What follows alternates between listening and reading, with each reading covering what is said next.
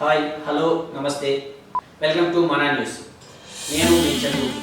ఈరోజు మన ముందున్నారు అతను ఒక సెన్సేషనల్ డైరెక్టర్. గత 30 సంవత్సరాలుగా ఎన్నో సందేశాత్మక చిత్రాలను నిర్మిస్తూ యువతకు కూడా పోటీ ఇస్తూ ఎన్నో వరల్డ్ రికార్డును సొంతం చేసుకున్నటువంటి సెన్సేషనల్ డైరెక్టర్ మన పిసి ఆదిత్య గారు ఈరోజు మన ముందుకు వచ్చారు. వారితో ఈ యొక్క చిన్న chit chat. Hi sir, welcome to Mana news. మీకు మన న్యూస్ ఛానల్ ప్రేక్షకులకు అభిమానులకు అందరికీ కూడా శుభాకాంక్షలు. ఆయురారోగ్య ఐశ్వర్యాలతో వర్ధిల్లాలని కోరుకుంటున్నాను. మీ పిసి ఆదిత్య. సార్, మనం ఈరోజు చాలా రోజులుగా మనకు పరిచయం ఉంది, కానీ మాకు ఇంటర్వ్యూ దొరకడానికి చాలా టైం తీసుకొని ఈరోజు వచ్చాము మనము. మీ యొక్క విశేషాలని మా మానా న్యూస్ ప్రేక్షకులతో మీరు పంచుకుంటారని, వాళ్ళకి మీ యొక్క జీవితం ఒక ఆదర్శంగా ఉంది కాబట్టి మిమ్మల్ని మీ యొక్క ఇంటర్వ్యూ కోసం నేను ఇన్ని రోజులు ప్రయత్నించాను. దానిలో భాగంగానే కొన్ని ప్రశ్నలు మిమ్మల్ని అడుగుతున్నాను. మొట్టమొదటగా మీ యొక్క నేటివ్ ప్లేస్ ఎక్కడ, ప్లస్ మీ యొక్క కుటుంబ నేపథ్యం ఏంటి, మీ వృత్తి ఏమిటి, ఈ సినిమా రంగంలోకి ఎలా వచ్చారు అనేది మా ప్రేక్షకుల కోసం ఒకసారి వివరించండి. తప్పకుండా. నేను పుట్టింది, బాల్యం వరకు పెరిగింది విశాఖపట్నం. మా నాన్నగారు అక్కడ దగ్గరలో ఉన్నటువంటి గ్రామ కారణం. మేము 7 సంతానం, నేనే లాస్ట్. అందువల్ల నన్ను చాలా అల్లారు ముద్దుగా పెంచారు. ఆ ముద్దే నేను అనుకున్న డెస్టినేషన్కి ఈరోజు తీసుకొచ్చిందని అనుకుంటున్నాను. ఎందుకంటే నా మీద ఎటువంటి ప్రెషర్స్ ఉండేవి కాదు. సో విశాఖపట్నంలోనే డిగ్రీ కూడా పూర్తి చేయడం జరిగింది, ఆంధ్ర యూనివర్సిటీలో. ఆ డిగ్రీ చదువుతున్నప్పుడే నా అదృష్టం ఏంటంటే జర్నలిస్ట్గా నాకు అవకాశం వచ్చింది. Andhraprabha Indian Express group. So అది నాకు చాలా హెల్ప్ అయింది. 10 సంవత్సరాలు నేను జర్నలిస్ట్గా చేశాను. ఈ 10 ఏళ్లలో నాకు ఎన్నో పరిచయాలు కలిగినాయి, ఎన్నో విషయాలు నేర్చుకునే అవకాశం నాకు జర్నలిస్ట్గా దొరికింది. బహుశా ఆ ప్రభావమే నాకు సినిమాల మీద కూడా పడిందేమో. నేను ఏ సినిమా తీసినా కూడా ఖచ్చితంగా అందులో ఏదో మెసేజ్ ఉంటుంది. సార్, ఆ టైంలో మీరు జర్నలిస్ట్గా చాలా బిజీగా ఉంటారు కదా, ఆ జర్నలిస్ట్గా ఉండి కూడా మంచి సక్సెస్లో ఉండి ఈ సినిమా రంగానికి రావడానికి ఏదైనా స్పెసిఫిక్ రీజన్ ఏదైనా అవుతాం సినిమాలోకి ఎందుకు వెళ్ళారు సార్? నేను విశాఖపట్నం ఆంధ్ర యూనివర్సిటీలో డిగ్రీ చేస్తున్న టైంలోనే ఆంధ్రప్రభ ఇండియన్ ఎక్స్ప్రెస్ గ్రూప్లో నాకు జర్నలిస్ట్గా పనిచేసే అవకాశం వచ్చింది. సుమారు 10 సంవత్సరాల పాటు జర్నలిస్ట్గా నాకంటూ ఒక ప్రత్యేకత, నాకంటూ ఒక పేజ్ క్రియేట్ చేసుకునేటటువంటి అవకాశం ఆంధ్రప్రభ కల్పించింది. బట్ ఆ మార్గంలోనే నేను సినిమా పరిశ్రమ రావడానికి కూడా జర్నలిజం నాకు హెల్ప్ అయింది. ఎందుకంటే అప్పటికే విశాఖపట్నంలో లో బడ్జెట్ చిత్రాలు కానివ్వండి, పెద్ద సినిమాలు కానివ్వండి, విపరీతంగా షూటింగ్స్ అయ్యేవి. ఆ షూటింగ్స్లో ముఖ్యంగా జంజాల్ గారు లాంటి గొప్ప దర్శకులను కలుసుకునే అవకాశం నాకు రావడం జరిగింది. అందువల్ల జర్నలిజం టు సినిమా అనేది ఒక ఇంట్రెస్టింగ్ జర్నీ. సినిమాలోకి రావాలని జర్నలిజాన్ని నేను విరామం ఇచ్చాను, వచ్చాను. బిగినింగ్లో కొన్ని కష్టాలు పడ్డా కూడా నాకంటూ గుర్తింపు తెచ్చుకున్నాను. నాకంటూ ఇండస్ట్రీలో ఒక ప్రత్యేకతను సంతరించుకున్నాను. దీని అంతటికీ కారణం నా పట్టుదల, నా నమ్మకం. అందుకే ఎంతో సేఫ్టీగా ఉన్న జర్నలిజాన్ని కూడా వదులుకొని కష్టాలు వస్తాయని తెలిసి కూడా నేను సినిమా ఇండస్ట్రీకి వచ్చాను. సో ఇది నా ప్రస్థానం. మీ యొక్క స్టార్టింగ్ మీ కెరియర్లో ఈజీగా మీకు అవకాశాలు వచ్చాయా లేదా బాగా కష్టపడ్డారా సార్? నేను పడ్డ కష్టాలు చెబితే చాలామంది ఇండస్ట్రీకి రారు, భయపడి. కాకపోతే ఆ కష్టాలు నాకు చాలా పాఠాలు నేర్పించాయి. కష్టాలనే ఇష్టపడ్డాను. ఆ ఇష్టపడమే ఈ రోజున ప్రపంచ స్థాయిలో నాకంటూ 10 దేశాల్లో గుర్తింపు వచ్చింది. పైగా మీరు తీసేటువంటి ప్రతి సినిమాలో కూడా కొత్త వాళ్ళని ఎక్కువ ఎంకరేజ్ చేస్తుంటారు, కొత్త వాళ్ళని తీసుకుంటూ ఉంటారు. కొత్త వాళ్ళతో అంటే మీకు ఆల్రెడీ ఏదైనా ఇష్యూస్ ఉంటాయి కదా సార్? కొత్త వాళ్ళంటే వాళ్ళకి యాక్టింగ్ రాకపోవడము, లేదంటే టెక్నికల్ పర్సన్ కూడా మీరు కొత్త వాళ్ళని ఇంట్రడ్యూస్ ఎక్కువ చేశారు మీరు ఎక్కువగా. దానికి ఏదైనా స్పెసిఫిక్ రీజన్ ఉందా సార్? ఒకటే, ఇండస్ట్రీలో నిలబడటానికి నేను ఎన్ని కష్టాలు పడ్డానో అన్నీ పడ్డాను. వాటిని దృష్టిలో పెట్టుకొని ఒక కొత్తవాడు సినిమా రంగానికి వస్తే ఎంత కష్టమో అనేది నాకు ప్రాక్టికల్గా తెలిసింది. కాబట్టి మరో కొత్తవాడు ఎవడైనా నా దగ్గరికి అవకాశం వస్తే మాత్రం డెఫినెట్గా నేను ఎంకరేజ్ చేశాను. అది నటినట్లు కావచ్చు, సాంకేతిక నిపుణులు కావచ్చు, గాయకులు, రచయితలు. 30 ఏళ్ల జర్నీలో నాకు తెలిసి ఒక 100 మందికి లైఫ్ ఇచ్చి ఉంటాను. ఓన్లీ నటినట్లేనా లేదంటే టెక్నికల్ పర్సన్స్ వాళ్ళు సపరేట్? నా కెమెరామెన్లు కూడా కొత్త వాళ్ళని తీసుకొచ్చాను. వాటికి నెంబర్ 1 ఉన్నారు ఇండస్ట్రీలో. అలాగే రచయితలు, గాయకులు. చక్రి అనేటటువంటి ఒక సింగర్కి ఫస్ట్ అవకాశం ఇచ్చి హెడ్ ఫోన్ పెట్టింది నేనే. ఆ తర్వాత అబ్బాయి దగ్గర 90 సినిమాలు చేశాడు మ్యూజిక్ డైరెక్టర్. సో చక్రి ఎప్పుడు కూడా మా ఇంట్లో మాకు ముగ్గురు పిల్లలు, అతను ఒక కొడుకులాగా ఉండేవాడు మా ఇంట్లో. అమ్మ చేతి భోజనం కూడా వాడికి బాగా పనిచేశాడు, తిరిగాడు, గెలిచాడు. కాదు దురదృష్టం ఏంటంటే చిన్న వయసులో కాలం చేశాడు. యాక్చువల్గా మీరు సినిమా ఇండస్ట్రీలో చాలా మంది కలిసి పనిచేశారు. కృష్ణ గారితో పనిచేశారు, ఆర్ నారాయణమూర్తి గారు, బాలకృష్ణ గారితో పనిచేశారు.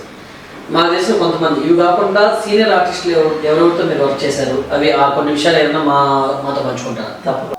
నా తొలి చిత్రమే ఒక సంచలనం, దాని పేరు పిల్లలు కాదు పిడుగులు. ఇది అవార్డు పర్పస్ కోసం ఆ రోజునే మేము చేయడం జరిగింది.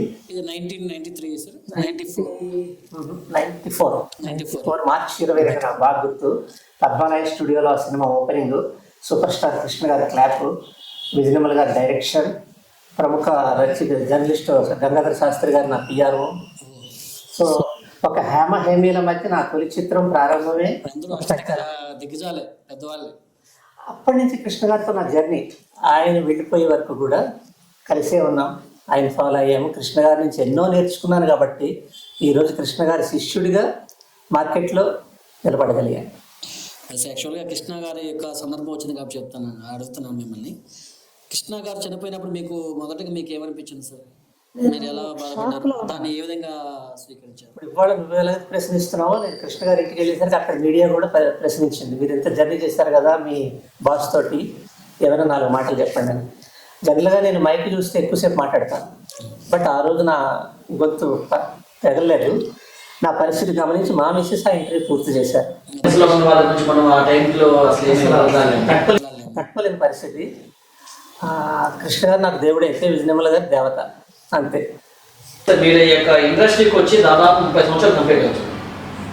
ఈ యొక్క 30 సంవత్సరాల కాలంలో దీన్ని 3 భాగాలుగా డివైడ్ చేస్తే, మొదటి 10 సంవత్సరాల్లో మీరు ఎటువంటి కష్టాలు పడ్డారు, తర్వాత 10 సంవత్సరాలు మీరు మళ్ళీ కష్టాలే పడ్డారా, లేదంటే ఏమైనా సమస్యలు ఎదుర్కొన్నారా, తర్వాత వచ్చేటువంటి ఈ 3 భాగాలను డివైడ్ చేసి మా కోసం చెప్పండి సార్, మీ యొక్క ఈ సినిమా జీవితాన్ని మాత్రమే. నాకు గాడ్ ఫాదర్స్ ఎవరు లేరు. నా 2 కాళ్ళే నా జర్నీకి సపోర్ట్ చేశాయి. ఒక పక్క కుటుంబ బాధ్యత, భార్య, 3 పిల్లలు, ఇంటద్దె, చదువులు, వీటన్నిటికీ రెగ్యులర్ ఇన్కమ్ కావాలి. కానీ నాకు తెలియదు సినిమా రంగంలో రెగ్యులర్ ఇన్కమ్ రాదు అని. అది ఎప్పుడు తెలిసింది? ప్రాక్టికల్గా నేను దూకిన తర్వాత. సో ఎన్ని కష్టాలు పడ్డాము, ఎన్ని అవమానాలు పడ్డాము, హేళనలు పడ్డాము. మీరు సినిమా తీయలేరు అన్నవాళ్ళని చూశాను, కట్ చేస్తే మీరు మాత్రమే తీయగలరు అన్నవాళ్ళని చూశాను నేను. ఇది మా కష్టాలు నేను ఓపెన్గా ఎందుకు చెప్తున్నా అంటే, నా శ్రీమతి చాలా డబ్బుని ఇంట్లోకి వచ్చారు, మహాలక్ష్మి. అంటే వాళ్ళ ఆస్తి ఒక 100 ఎకరాలు. కానీ నేను దర్శకుడిగా నిలబడాలంటే నేను ఉద్యోగం చేయడానికి కుదరదు. మేడం జాబ్ చేసి నన్ను స్టార్టింగ్ 10 years మీరు ఎదుర్కొన్నవి అదే. మేడం ఉద్యోగం చేసి కుటుంబాన్ని నడిపిస్తే నా ప్రయత్నాలు, పరాజయాలు, అప్పుడు మీ ఏం చెప్పండి సార్? స్టార్టింగ్ మీ 30+ లో మీరు ఎంటర్ అయ్యారు. సో ఈ కష్టాలు ఎందుకు ఇంత ఓపెన్గా మన ఛానల్, మన న్యూస్ ద్వారా చెప్తున్నారంటే, ఇటుపైన ఇండస్ట్రీకి వచ్చేవాళ్ళు ఎవరైనా సరే కొంత బ్యాక్గ్రౌండ్ చూసుకోండి ఆర్థికంగా, లేకపోతే నాకంటే ఎక్కువ కష్టాలు పడాల్సి వస్తుంది. సెకండ్ 10 years లో మీరు రైట్. ఈ ముందు ఉన్నటువంటి 10 years స్ట్రగులింగ్ ఏదైతే ఉందో, కష్టాలు ఏవైతే ఉన్నాయో, నా ప్రయత్నాలు ఏవైతే ఉన్నాయో, అవి సెకండ్ అంటే 20 ఏళ్ళు, ఒక 10 సంవత్సరాలు ఎదురులేని రిజల్ట్స్ వచ్చాయి. కారణం ఏంటంటే సినిమా నిర్మాణంలో టెక్నాలజీ మారింది. నెగిటివ్ డబ్బాలు, రీల్స్, ఇవి పెద్ద పెద్ద కెమెరాలు, ఇవి అక్కర్లేకుండా డిజిటల్ టెక్నాలజీ వచ్చింది సినిమా రంగానికి. దాన్ని కూడా నేను నేర్చుకున్నా, ఎలా తీయాలి, డిజిటల్ కెమెరాలు వాడి ఎలా తీయాలి. పెద్ద కెమెరాలు వాడేసాను కదా, నాకు ఆల్రెడీ పెద్ద పెద్ద నటీనటులతో మీరు ఆల్రెడీ చేశారు. అందులో అదృష్టం, నా ఫస్ట్ కెమెరా కూడా పద్మలయది, సూపర్ స్టార్ కృష్ణ గారికి సూపర్ హిట్ ఇచ్చిన కెమెరా వాడాను. సో అది కూడా నాకు అదృష్టమే. సో ఈ సెకండ్ 10 years ఏదైతే ఉందో, డిజిటల్ టెక్నాలజీ వచ్చేసరికి తెలుగు ఇండస్ట్రీలో అతి తక్కువ ఖర్చుతో, తక్కువ వర్కింగ్ డేస్తో సినిమాలు 6.5 లక్షల్లో 2 గంటల 20 నిమిషాల సినిమా తీశానంటే అంతే, అన్బిలీవబుల్. ఇప్పుడు ఎవరు చేయలేరు. ఇప్పుడు కోట్లు ఖర్చు పెట్టినా కూడా కంప్లీట్ కాకుండా ఉండి చాలా వరకు మూలపడిపోయిన సినిమా. అది నాకు ప్లస్ అయింది, చాలా ప్లస్ అయింది అది. ఎందుకంటే నా ఇండస్ట్రీలో టాక్, అబ్బా ఇంత తక్కువలో తీస్తున్నాడు ఈయన వెళ్ళొచ్చు. సో అలా సంవత్సరానికి ఒకటి రెండు డిజిటల్ టెక్నాలజీలో సినిమాలు తీయగలిగాను. ఓకే. ఇది నాకు ఫీడింగ్ ఇచ్చింది. ఓకే. ఒకటి. రెండోది వర్క్లో బిజీ అయ్యాను. సో ఈ 10 ఏళ్ళు మర్చిపోయా. మొదటి 10 ఏళ్ళు ఏదైతే కష్టాలు పడ్డానో, కన్నీళ్ళు తుడుచుకున్నామో, ఆకలిని భరించామో, ఆకలి అంటే గుర్తొచ్చింది నాకు. ఇది ప్రేక్షకులు గమనించాలి. నేను నా భార్య 3 పిల్లలు బ్రతకాలి అంటే 2 పూట్ల తింటే పిల్లలకి సరిపోదని మేమిద్దరం ఒక పూట తినేవాళ్ళం. మీకు ఇంతకంటే ఆకలి ఎవరికి తెలియదు. ఇప్పుడు నమ్మకపోవచ్చు నేనున్న పొజిషన్లో, బట్ ఇట్స్ 100% ట్రూ. అలాగే ఫీజులు కట్టలేని పిల్లలు ఎవరు నిలబడండిరా అంటే స్కూల్లో మొట్టమొదటిసారిగా నిలబడింది మా 3 పిల్లలే. టైంలో చాలా సఫర్ అయింది. అసలు ఇవాళ చందు నువ్వు ప్రశ్నిస్తున్నావు కాబట్టి నేను చెబుతున్నాను. చాలా ఈ విషయాలు, ఈ కష్టాలు ఇప్పుడు జనరేషన్కి నన్ను చూస్తున్న వాళ్ళకి తెలియదు. ఎందుకు తెలియదు అంటే ఇప్పుడు నేను నిలబడ్డ పొజిషన్ వేరు. నా అదృష్టం చూసిన వాళ్ళు ఎవరు కూడా ఓకే అన్ని ఇబ్బందులు పడి ఈ స్టేజ్కి వచ్చారని అనుకోరు. చాలా మంది తెలియదు. అవును సార్. ఓకే, నాతో ట్రావెల్ దగ్గరగా ఉన్న వాళ్ళకి తప్ప మిగతా వాళ్ళకి ఎక్కువ. వాళ్ళు లిమిటెడ్. వాళ్ళు మాత్రం ఇప్పటికీ అప్పటి నుంచి ఇప్పుడు మీ ఫ్రెండ్స్ అలాగే జర్నీ చేస్తున్నారు సార్. జర్నీ చేసేవాళ్ళు అందులో ఇండస్ట్రీలో నాకంటూ ఆప్తమిత్రులు శివాజీ రాజా, అశోక్ కుమార్, గుండు హనుమంతరావు, హరీష్ అని మధుర బొంబేలో ఉంటున్నాడు. ఆ అబ్బాయి ప్రముఖ ఇది హీరో. ఇలా నాకంటూ ఆత్మీయులు కొందరు ఉన్నారు. అందరికంటే కూడా నాకు పెద్ద సపోర్ట్ మా సూపర్ స్టార్ కృష్ణ గారు. అంటే ఈ మాట ఎందుకు చెప్తున్నా, కృష్ణ గారు దూరం అయిన తర్వాత మళ్ళీ మీకు ఏదైనా బ్యాక్ బోన్ వేరే వాళ్ళు దాటిపోయాను. నేనే 10 మందికి బ్యాక్ బోన్ అయ్యాను కాబట్టి చాలా అక్కడ వరకు కృష్ణ గారి సపోర్టే నాకు ఒక లాంగ్ జర్నీ క్రియేట్ చేసింది నాకు చదువు. కృష్ణ గారితోనే కాకుండా ఆర్ నారాయణమూర్తి గారితో ప్లస్ విశ్వనాథ్ గారితో మీకు చాలా అనుబంధం ఉంది. వారితో మీకున్నటువంటి అనుభవం ఏంటి? ఆర్ నారాయణమూర్తి గారు నాకు ఎందుకు నచ్చుతాడంటే అత్యంత నిరాడంబరంగా ఉండేటటువంటి ఒక స్టార్ అండి, రెడ్ స్టార్. అంటే ఎందుకు ఇంత సింపుల్ చెప్తానంటే, ఒకసారి ప్రసాదాలకు కార్లో వెళ్తుంటే ఆయన నడుచుకుంటూ వెళ్తున్నారు. కారు ఆఫ్ చేసి అన్నయ్య ఎక్కడంటే ఎందుకయ్యా కాదు వెళ్ళి లోపల వస్తా కదా. అంత నిరాడంబరంగా ఉండడమే నేను నారాయణమూర్తి గారి దగ్గర నేర్చుకున్నాను. సేమ్ అదే అనుకుంటున్నాను సార్. మిమ్మల్ని చూస్తుంటే కూడా సేమ్ నాకు అదే గుర్తొస్తుంది. అలాగే చాలా సింప్లిసిటీ నన్ను అలాగే రిసీవ్ చేసుకుంటారు. ఒకటి. ఇక విశ్వనాథ్ గారితో అనుబంధం ఏంటంటే ఆయన సినిమాలు అన్నీ కూడా నాకు ప్రాణం. ఎన్నిసార్లు చూసుంటానో తెలియదు. ఒక శంకరాభరణం, సాగర సంగమం, స్వాతిముత్యం, వీటన్నిటి ఇన్స్పిరేషన్తో డ్రీమ్ ప్రాజెక్ట్ ఒకటి నేను రెడీ చేసుకున్నాను. That is Shankarabharanam 2. ఆ dream project Shankarabharanam 2. Okay sir, ఎప్పటికైనా మేము ఆ సినిమా మీ దగ్గర నుంచి వస్తానని మేము ఆశిస్తున్నాము. ఖచ్చితంగా. Okay sir. దీనికోసం ఫుల్ స్క్రిప్ట్ మీరు చేసుకున్నారు కాబట్టి, రెడీగా ఉంది కాబట్టి, మీకు ప్రొడ్యూసర్ మంచి ప్రొడ్యూసర్ కంపల్సరీ ఈ ఇంటర్వ్యూ చూసిన తర్వాత ఎవరో మేము కాంటాక్ట్ చేసి ఆ సినిమా మేము మీ ద్వారా కంప్లీట్ అయ్యి మా ముందుకు వస్తుందని మేము ఆశిస్తున్నాము. ఈ సందర్భంగా నేను మన న్యూస్ ద్వారా తెలంగాణలో ఉన్నటువంటి సినీ పెద్దలందరికీ కూడా నేను ఒక విజ్ఞప్తి చేస్తున్నాను. ఒక్కసారి కాంతారావు గారి జీవితాన్ని తెలుసుకోండి. అదొక పాఠం. ఆ పాఠం మీకే కాదు, ముందు ముందు తరాలకు కూడా అది ఉపయోగపడుతుంది. కాబట్టి అగ్ర నిర్మాతలు దీనికి స్పందించి ముందుకు వస్తే డెఫినెట్గా ఒక హిట్ సినిమాని, అది కాంతారావు గారి జ్ఞాపకార్థం అని చేయడానికి అవకాశం ఉంటుంది.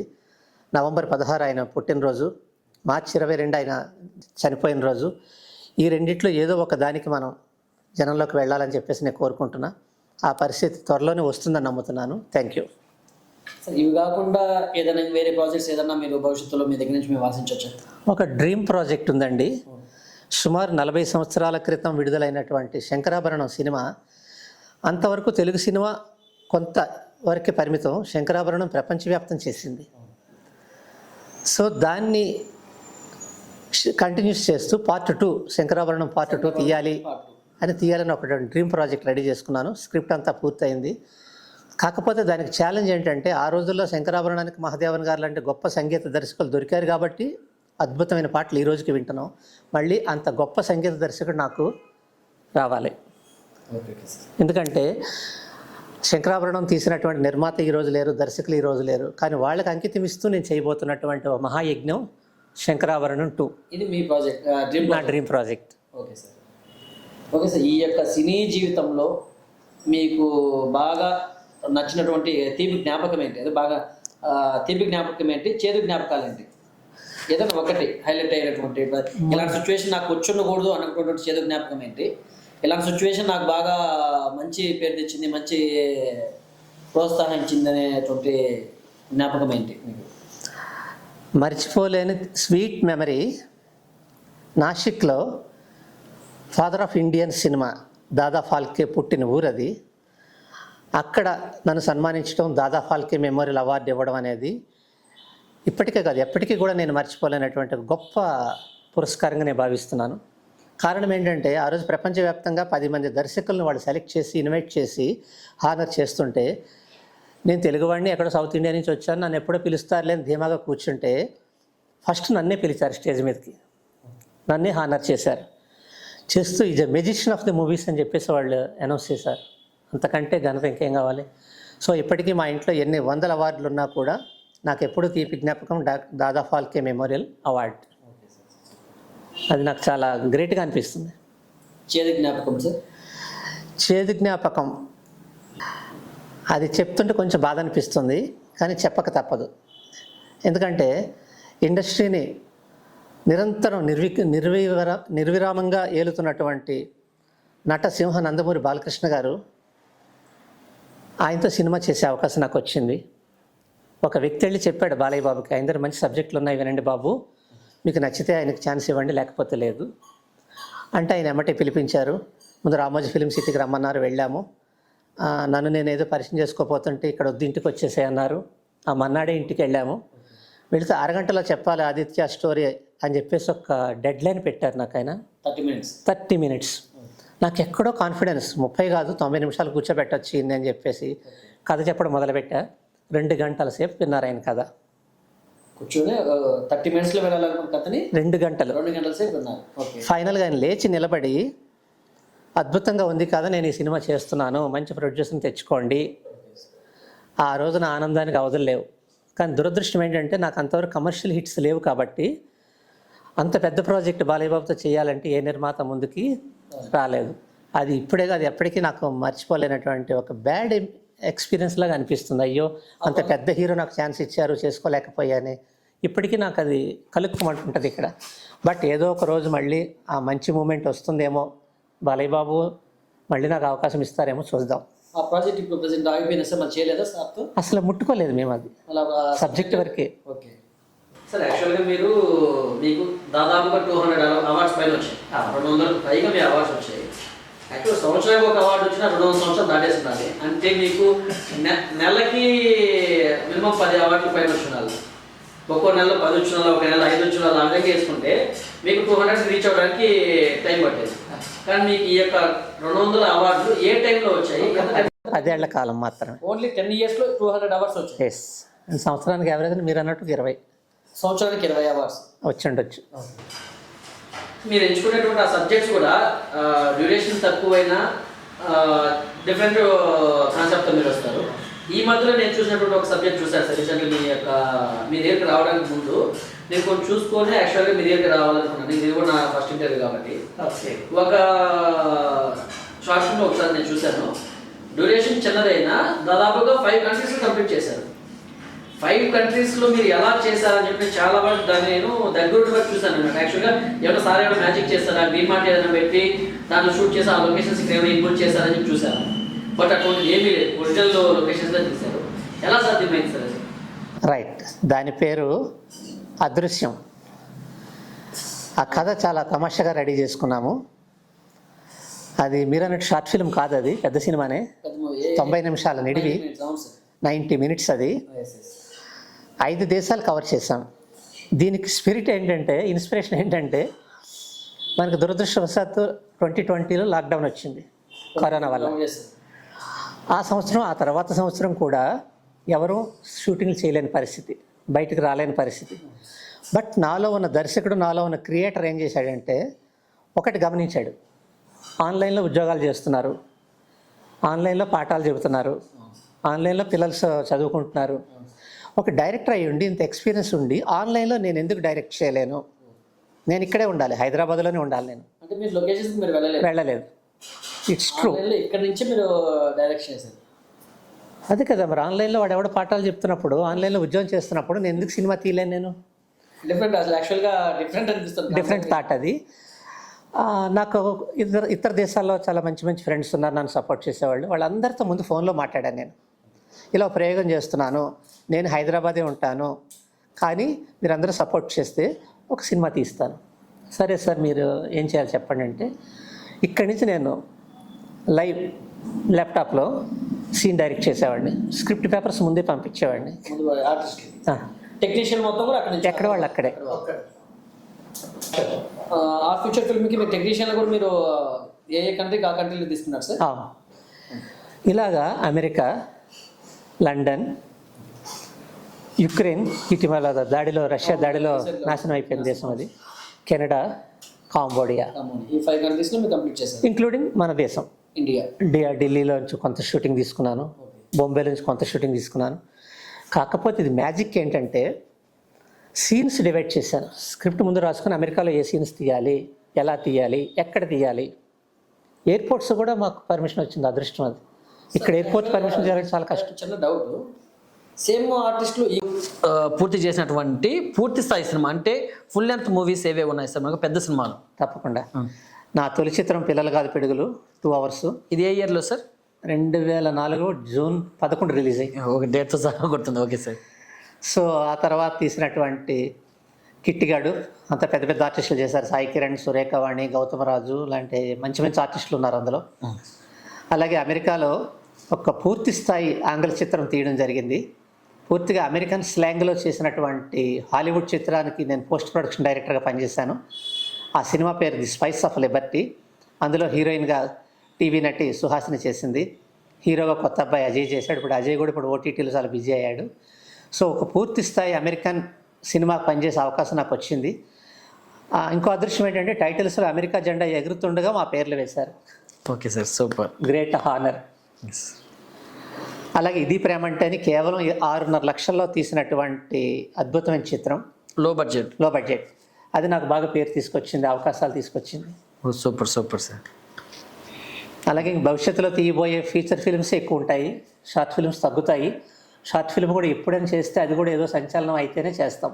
Okay sir. కాబట్టి ఇప్పుడు నా దృష్టి అంతా కూడా పూర్తి స్థాయి ఫీచర్ ఫిల్మ్. యాక్చువల్గా మీరు తీసుకున్నటువంటి మీరు అనుకున్న ఫ్యూచర్ ఫిల్మ్స్లో ఎక్కువ సందేశాత్మక అటువంటి మెసేజ్ ఓరియంటెడ్ ఫిల్మ్సే ఎక్కువ తీసుకున్నారు. Any reason sir? ఈ కమర్షియల్ వైపు రాకుండా సేమ్ అవే తీసుకోవడానికి కారణం ఏంటంటే దర్శకుడికి కూడా సామాజిక బాధ్యత ఉండాలి నా ఉద్దేశంలో. దాంతోపాటు కమర్షియల్ హిట్స్ కూడా ఉండాలి అని తెలుసుకున్నాను నేను ఈ ప్రయోగాలు చేయటం వల్ల. సో భవిష్యత్తులో ప్రయోగాలు తగ్గిస్తాను, కమర్షియల్ సినిమాల మీద ఎక్కువ ఫోకస్ పెడతాను. ఆ ప్రయోగాలే మీకు ఇన్ని అవార్డ్స్ని తీసుకొచ్చి పెట్టింది అనుకుంటున్నాను. ఖచ్చితంగా సార్. మీరు ఈ యొక్క సుదీర్ఘమైనటువంటి ఈ యొక్క ప్రయాణంలో 30 years ఈ యొక్క ఫిల్మ్ ఇండస్ట్రీలో మీ ఫ్యామిలీ యొక్క సపోర్ట్ మీకు ఎలా ఉండేది? అంటే మేడం గారి నుంచి మీ సపోర్ట్ ఎప్పుడైనా మేడం గారు వద్దు వెనక్కి వచ్చేయమని చెప్పారా, లేదా మేడం గారు మీ సపోర్టింగ్ ఎలా ఉండేది? నా 30 ఏళ్ల సినీ జీవితంలో మొదటి 10 సంవత్సరాల్లో మేము ఎదుర్కొన్నటువంటి ఇబ్బందులకి నిజంగా నా స్థానంలో మరొక దర్శకుడు ఉంటే ఖచ్చితంగా ఇండస్ట్రీ నుంచి పారిపోయి ఉండేవాడు. ఈ మాట ఎందుకు చెప్తున్నానంటే ప్రతి మగాడి విజయం వెనకాతల ఒక స్త్రీ ఉంటుంది అని పెద్దలు చెప్పిన మాట. అది నాకు 100% నాకు దొరికినటువంటి అదృష్టం. నా భార్య మహాలక్ష్మి ఏ రోజు కూడా నన్ను డిస్కరేజ్ చేయలేదు. హిట్ ఇచ్చినప్పుడు పొగిడారు, ఫ్లాప్ ఇచ్చినప్పుడు ధైర్యం చెప్పారు. కాబట్టి అలా ఆ సుదీర్ఘమైన ప్రయాణంలో ఆవిడ పాత్ర చాలా ఉందని చెప్పేసి నేను గర్వంగా చెప్తున్నాను. నేనే కాదు, ఏ పురుషుడి విజయం వెనకాత స్త్రీ ఉంటుందో అతను ఖచ్చితంగా విజయాన్ని సాధిస్తాడు. అంతేకాకుండా నా పిల్లలు కూడా ఈ రోజుకి నా మీద ఎటువంటి బర్డెని పెట్టకుండా వాళ్ళుగా ఎదిగి, డాడీ నువ్వు ఎలా ఉన్నావో అలాగే ఉండు, నువ్వేం చేయదలుచుకున్నావు అది చేయి అనేటటువంటి ఒక మోరల్ సపోర్ట్ నా భార్య పిల్లల నుంచి రావడం నా అదృష్టం.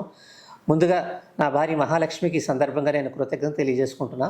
ఎందుకంటే నేను ఇండస్ట్రీలో గమనిస్తుంటాను, వాళ్ళు బయట ఎంత గొప్ప వాళ్ళని ఇంట్లోకి వచ్చేసరికి వాళ్ళకి చాలా వ్యతిరేకమైన వాతావరణం ఉన్నటువంటి సినీ ప్రముఖులను నేను చూడటం జరిగింది. బట్ ఈ విషయంలో నేను అదృష్టవంతుడిని.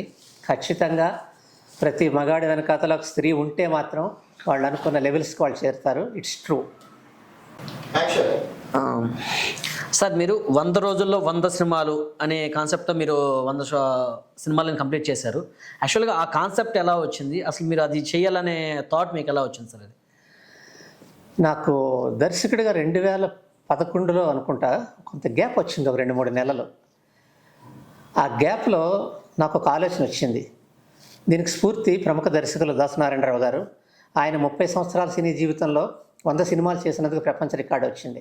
కానీ ఇప్పుడు నేనున్న పరిస్థితుల్లో 100 ఫీచర్ ఫిల్మ్స్ తీసే అవకాశం లేదు. సో దీన్ని బేస్ చేసుకొని 100 షార్ట్ ఫిల్మ్స్ తీస్తే ఎలా ఉంటుంది అని ఒక స్కీమ్, ఒక ప్లానింగ్ వేసుకున్నాను. 100 షార్ట్ ఫిల్మ్స్, 100 రోజులు, 100 సందేశాలు, 100 లొకేషన్స్ సాధించాను. Okay sir. దానికి మీకు వచ్చినటువంటి అవార్డు ఏది సార్? ఈ 100 రోజుల్లో 100 షార్ట్ ఫిల్మ్స్ తీయడం అనేది ఒక ప్రపంచ రికార్డు. దీన్ని లిమ్కా బుక్ ఆఫ్ రికార్డ్స్ వాళ్ళు ఆమోదించారు. దీన్ని బేస్ చేసుకుని దాదా ఫాల్కే మెమోరియల్ అవార్డు కూడా ఇచ్చారు. ఈ 100 రోజుల్లో 100 అద్భుతాలు చేశాను అని చెప్పేసి సింగపూర్ ఓపెన్ యూనివర్సిటీ వాళ్ళు గౌరవ డాక్టరేట్ ఇచ్చారు. ఇంకా చాలా చాలా చాలా సుమారు ఒక 200 అవార్డ్స్ రావడానికి దీన్ని బేస్ చేసుకుని వచ్చాయి. మూలం ఇదే. ఇది చూసిన తర్వాత ఇంకా ఇలాంటి ప్రయోగాలు ఏమైనా చేయొచ్చా అని చెప్పేసి నేను అనుకోవడం జరిగింది. ఆ అవకాశాలు కూడా వచ్చాయి నాకు. అవును సార్. యాక్చువల్గా ఇంకోటి కూడా మీకు అదే అడగలేకుండా, మీరు 11 మెంబర్స్తో 11 అవర్స్లో 11 మెంబర్స్ టెక్నీషియన్స్తో 11 లొకేషన్స్లో కంప్లీట్ చేసినటువంటి ఒక ఫీచర్ ఫిల్మ్ ఉంది. దాని గురించి ఒకసారి మీరు మా ప్రేక్షకులతో పంచుకోండి సార్. డెఫినెట్గా. ఎప్పుడైతే నేను 100 రోజుల్లో 100 షార్ట్ ఫిల్మ్స్ తీసి ఒక పాపులారిటీ క్రియేట్ చేసుకున్నానో, ఒక ప్రొడ్యూసర్ వచ్చారు, ఇలాంటి మ్యాజిక్ ఇంకోటి ఏదైనా చేయగలరా అని చెప్పేసి అడిగారు ఆయన. అప్పుడు నా కళ్ళ ముందు ఉన్నటువంటి ఒక డేటు 2011 సంవత్సరం 11వ నెల 11వ తేదీ, ఓకే, ఆల్ 11. సో నేను వారికి ఆ కాన్సెప్ట్ చెప్పడం జరిగింది. చెబితే వారు వెంటనే బడ్జెట్ ప్రిపేర్ చేశారు. ఒకే రోజులో 11 కెమెరాలు వాడాం, 11 లొకేషన్స్ వాడాం, 11 మంది నటీనట్లు. ఒక జర్నలిస్ట్ జీవితాన్ని తీసుకుని మెసేజ్ ఇస్తే ఈ సినిమా కేరళ ఫిల్మ్ ఫెస్టివల్లో అవార్డు విన్నింగ్ అయింది. Super sir. ప్రపంచంలో ఏ దర్శకుడు కూడా 11 కెమెరాలు ఒకరోజు వాడలేదట. It's a great for Telugu industry. Yes sir. Okay, అది కూడా 11 లొకేషన్స్లో. అవును. మీకు ఆ ట్రావెలింగ్ అవన్నీ ఎలా మేనేజ్ చేస్తారు సార్ మీరు ఆ టైం? అదే కదా మ్యాజిక్ అంటే. ఓకే, 11 ఇన్నోవాలు కూడా పెట్టాం. ఓ అంటే జర్నలిస్టులు వచ్చారు, ఓకే, వాళ్ళు అబ్జర్వ్ చేయాలి కదా, వాళ్ళు నమ్మాలి కదా. ఓకే, 11 లొకేషన్స్కి వెళ్ళొచ్చారు. అంటే ప్రతి ఒక్కరిని వాళ్ళ అబ్జర్వేషన్లోనే చేశారు అది మీరు. Okay okay, good. అందుకే అన్ని పేపర్లు నా ఫోటో వేస్తే ఈనాడు వాళ్ళు 11 మంది కెమెరామెన్ల ఫోటో వేశారు. Okay sir. It's great evidence. అవును సార్, రైట్. యాక్చువల్గా మీరు సినిమా ఇండస్ట్రీలో చాలా మంది కలిసి పనిచేశారు. కృష్ణ గారితో పనిచేశారు, ఆర్ నారాయణమూర్తి గారు, బాలకృష్ణ గారితో పనిచేశారు. మా దేశంలో కొంతమంది ఇవి కాకుండా సీనియర్ ఆర్టిస్టులు ఎవరెవరితో మీరు వర్క్ చేశారు, అవి ఆ కొన్ని విషయాలు ఏమన్నా మాతో పంచుకుంటారు? తప్పకుండా. తొలి చిత్రమే పిల్లల కాదు పిడుగుల్లో. అప్పటికి చాలా పేరు పొందినటువంటి నటీనటులు అందులో పాల్గొనడం జరిగింది. ముఖ్యంగా తెలంగాణ హీరో ఎన్టీఆర్, ఏఎన్ఆర్తో సమానంగా వెలిగినటువంటి కాంతారావు గారు నా తొలి చిత్రంలోనే ఒక లీడ్ రోల్ చేశారు. అది ఎప్పటికీ నేను మర్చిపోలేనటువంటి గొప్ప అనుభూతి. అలాగే అందులోనే పిఎల్ నారాయణ గారు, గుండు హనుమంతరావు, ఐరన్ లెగ్ శాస్త్రి, రాగిణి. ఇప్పుడు రాగిణి చాలా సీరియల్స్లో ఫేమ్ అయింది.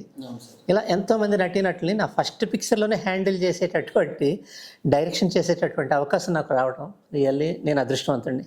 Okay sir. మీరు ఇండస్ట్రీకి రావడమే డైరెక్టర్ అవ్వాలని వచ్చారా? అంటే బేసిక్గా రైటర్ కాబట్టి రైటర్ కమ్ డైరెక్టర్ అవ్వాలని వచ్చాను. జర్నలిజం నుంచి మీరు ఇలా వచ్చారు. అలా ఆ టర్నింగే నాకు రైటర్గా, నాకు సినిమాలకు నేనే రాసుకుంటాను. అవి పంచి డైలాలు ఉంటాయి, అందులో మంచి డైలాలు ఉంటాయి. వాటన్నిటినీ కూడా నా పెన్లోంచి వస్తాయి. యాక్చువల్గా నేను కత్తి కాంతారావు గురించి మీరు సందర్భం వచ్చింది కాబట్టి యాక్చువల్గా ఈ ప్రశ్న లాస్ట్లో అడదాం అనుకున్నా. కత్తి కాంతారావు గురించి మీరు చెప్పారు కాబట్టి కత్తి కాంతారావు యొక్క జీవిత చరిత్రని మీరు సినిమాగా తీయాలని చాలా రోజుల ముందు అనుకున్నారు. దానికి ఒక టైటిల్ కూడా పెట్టుకుని, రాజకుమార్ అనే టైటిల్ కూడా పెట్టుకొని చేశారు. పోస్టర్ కూడా ఒకటి రిలీజ్ చేశారు. మేము రెగ్యులర్గా నేను ఫాలో అవుతుంటాను, నేను చూశాను కాబట్టి నేను అది అడుగుతున్నాను. అది స్టార్ట్ చేసిన తర్వాత మీరు ఎందుకని దాన్ని పట్టాలు ఎక్కించలేకపోయారు? లేదంటే ఏదైనా ప్రెజర్ ఉందా అది చేయొద్దు అని చెప్పడానికి? ఎందుకంటే యాక్చువల్గా అయితే ఆయన స్టార్టింగ్ నుంచి ఆయన ఎన్టీఆర్, ఏఎన్ఆర్తో ఈక్వల్గా వచ్చినటువంటి పర్సన్. బట్ అటువంటి పర్సన్ గురించి మీరు చాలా వరకు తొక్కేశారనే అపోహలు బయట ఉన్నాయి. మీకు కూడా మీరు అతని గురించి మీరు స్టార్ట్ చేయనప్పుడు మీకు ఏదైనా ప్రెజర్ ఏదైనా వచ్చిందా? ఎందువల్ల ఇది స్టార్ట్ చేయలేకపోయారు? నథింగ్, అదేం లేదు. చాలా బలమైన 2 కారణాలు ఉన్నాయి కాంతారావు గారి బయోపిక్ ఆగడానికి. మొట్టమొదటిది జరిగింది ఏంటంటే, మహానటి సావిత్రి గారి బయోపిక్ నేను చూశాను. అందులో కొన్ని వాస్తవాలకు దూరంగా ఉన్నాయి. ఓకే. బయోపిక్ ఎప్పుడు టచ్ చేసినా దమ్మున్న ఏ డైరెక్టర్ అయినా నిజమే చెప్పాలి. ఆ దమ్ము నాకు ఉంది కాబట్టి నేను ఎలా ప్లాన్ చేశాను. ఎన్టీఆర్, ఏఎన్ఆర్తో సమానంగా వెలిగినటువంటి కాంతారావు గారు ఎందుకు పతనం అయిపోయారు? ఆయన ఎదగకుండా ఎలాంటి రాజకీయాలు సినిమా ఇండస్ట్రీలో జరిగాయి? ఇది తెలుసుకోవాలని ప్రయత్నం ముందు మొదలుపెట్టా. వాళ్ళ పిల్లల్ని కలిసారు కలిసాం. వాళ్ళ శ్రీమతి గారు అప్పుడు బతికే ఉన్న రావణ్ణి కలిసాం, పిల్లల్ని కలిసాము, కూతుళ్ళని కలిసాము. వీటన్నిటికంటే ముఖ్యంగా కాంతారావు గారు రాసుకున్నటువంటి ఆత్మకథ ఉంది. ఆత్మకథలో చాలా నిజాలు చెప్పారు ఆయన. అవి కూడా నేను తీసుకున్నాను, కొన్ని పాయింట్స్ తీసుకొని సినిమాటిక్గా. అసలు నిజంగా నా సినిమాలు ఏవి కూడా 60-70 సీన్లు మించి ఉండవు. కాంతారావు గారు బయోపిక్ 100 సీన్లు రాశారు. అంటే ఎంత పెద్ద సినిమా చూడండి. దీనికి కారణం ఏంటంటే కాంతారావు గారి జీవితం అంత ఒడిదుడుకులు, అన్ని కష్టాలు. మద్రాసులో అందరికీ ఇళ్ళు ఉంటే కాంతారావు గారికి ఒక్కడికే ప్యాలెస్ ఉండేది. అలాంటిది ఆఖరికి మన నల్లకుంటలో ఒక అద్దెంట్లో ఉండే పరిస్థితి వచ్చింది ఆయన. చాలా ఆర్థిక పరిస్థితి, దిగజారిన పరిస్థితి. ఇవన్నీ ఒక ఎత్తు అయితే కాంతారావు గారు బయోపిక్ చేస్తే తెలంగాణ అనేటటువంటి ఒక బంగారు తెలంగాణలో నేను ఒక లీడర్ అనుకోండి, లేకపోతే నేను ఒక ఇన్స్పిరేషన్ అవుతాను. అంటే చరిత్రలో నాకు ఒక పేజీ ఉండిపోతుంది. దీన్ని దృష్టిలో పెట్టుకొని ఆ సినిమా స్టార్ట్ చేసాం. 4 పాటలు రికార్డింగ్ చేశాము. ఆయన స్మారకంగా పోస్టల్ స్టాంప్ రిలీజ్ చేశాము. ఆయన పుట్టినరోజున November 16. అలా చేసినా కూడా ఒక మంచి ప్రొడ్యూసర్ దొరికారు నాకు. బట్ ఆ టైంలో దురదృష్టం ఏంటంటే ఎన్టీ రామారావు గారి బయోపిక్స్ 2 తీశారు బాలయ్య బాబు. 2 ఫ్లాప్ అయ్యాయి. ఆ రెండింటి మీద బాలయ్య బాబు మాకు తెలిసినంత వరకు ఒక 100 కోట్లు పెట్టుంటారు ఆయన. ఈ స్టేజ్లో నా ప్రొడ్యూసరు మెంటల్గా భయపడ్డారు. 100 కోట్లు పెట్టి తీసిన రామారావు గారి సినిమాలే ఆడలేదు, కాంతారావు గారి సినిమా ఎవరు చూస్తారు అని సడన్గా ప్రొడ్యూసర్ డ్రాప్ అయిపోయారు. మరొక రీజనే లేదు. ఇప్పుడు కాదు, ఎప్పుడు కాదు, ఎప్పటికైనా కాంతారావు గారి బయోపిక్ తీయగలిగేది నేను ఒక్కడనే. ఇది ఇంత కాన్ఫిడెంట్గా ఎందుకు చెప్తున్నా అంటే అంత సర్వే చేశాను. 2 సంవత్సరాలు పక్కా స్క్రిప్ట్ అందులోనే ఉంది. 2 గంటల సినిమా చేయడం కోసం 2 సంవత్సరాలు స్టడీ చేశారు. ఆయన అక్కర్లేదు, ఒక్కటే చేయొచ్చు. ఇప్పటికీ దాని మీద నాకు ఆశ ఉంది, ఏదో రోజు చేస్తానని. సరైన ప్రొడ్యూసర్ దొరికితే తెలంగాణ సినీ అభిమానులకు ఒక కానుక కాంతారావు బయోపిక్. దీనికి మరో రీజన్ ఏంటంటే ఎలా ఉండాలో రామారావు గారు చెబితే ఎలా ఉండకూడదో కాంతారావు గారి జీవితం చెప్పింది. సో ఇండస్ట్రీకి వచ్చేటువంటి రేపటి తరానికి మీరు ఇచ్చేటువంటి సందేశం ఏంటి? రేపటి తరం ఖచ్చితంగా సినిమా రంగానికి రావాలి, కొత్త కథలు రావాలి, కొత్త ఆలోచనలు రావాలి, మేకింగ్ కూడా కొత్తగా ఉండాలి. బట్ ఇవన్నీ చేయాలంటే మీకు మానసికంగా మీరు చాలా బలంగా ఉండాలి. సో ఫైనాన్షియల్ ప్రాబ్లమ్స్ లేకుండా చూసుకొని ఇండస్ట్రీకి రండి. ఇది కొంచెం కష్టమే, కానీ ఇప్పుడున్న పరిస్థితుల్లో నిలబడడం అంత ఈజీ కాదు.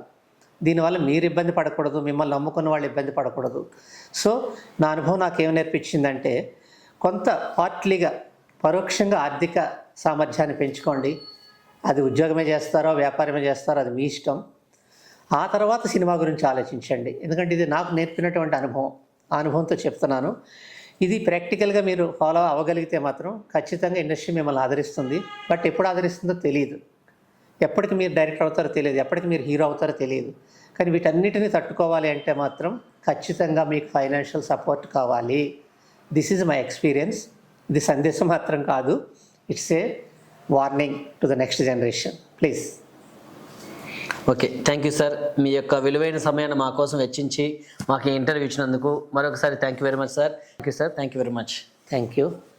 మన న్యూస్ ఛానల్కి, ప్రేక్షకులకి, అభిమానులకి అందరికీ కూడా శుభాకాంక్షలు. Thank you very much. Me PC Aditya.